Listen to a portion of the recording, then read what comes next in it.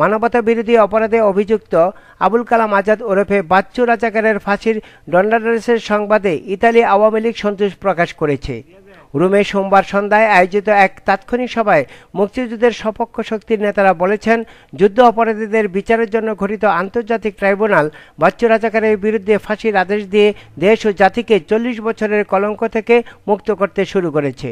সকল যুদ্ধ অপরাধীদেরকে বিচারের কাঠগড়ায় দাঁড় করিয়ে রায় কার্যকর করার দাবি। তারা এই বিচার অধীনে আছেন তাদেরকে যেন এমনি করে বিচারের অধীনে বিচারের রায় দিয়ে তাদেরকে যেন ফাঁসির কাছে ঝুলানো হয়। আমার বাবা একজন মুক্তিযুদ্ধ সন্তান হিসেবে আমি আজকে প্রাউড ফিল করছি। ইতালি আওয়ামী লীগের নবনির্বাচিত সভাপতি হাজী মোহাম্মদ ইদ্রিস ফরাজীর সভাপতিত্বে এবং সাধারণ সম্পাদক হাসান ইকবালের পরিচালনায় অনুষ্ঠিত সভায় বক্তব্য রাখেন KM লোকমান হোসেন, আওয়ামী লীগ নেতা মোহাম্মদ জাহাঙ্গীর হোসেন ফরাজী, মিজানুর রহমান, হাদিউল ইসলাম হাদি, যুবলীগ সভাপতি মোহাম্মদ লিটন মোল্লা, সাধারণ সম্পাদক MR পিন্টু, মাহবুব আলম প্রধান সহ আরও অনেকে।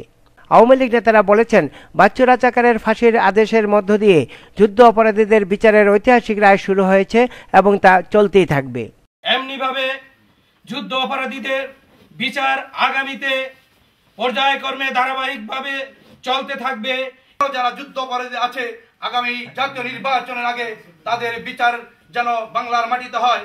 ইতালিতে জামাত শিবির রাজাকাররা যে যুদ্ধ অপরাধীদেরকে বাঁচানোর জন্য যে পায়তারা করেছিল গত কয়েকদিন আগে, সেটার দাঁত ভাঙা জবাব আমরা মাঠে ময়দানে দিতে পারবো। ইতালি থেকে যুদ্ধ অপরাধীদের যারা অর্থ সাহায্য করছে তাদেরকে প্রতিরোধ করার জন্য আহ্বান জানানো হয়। শেষে পরস্পরকে মিষ্টিমুখ করিয়ে আনন্দ প্রকাশ করা হয়। Hasan Mahmud, ATN Bangla, Rome, Italy.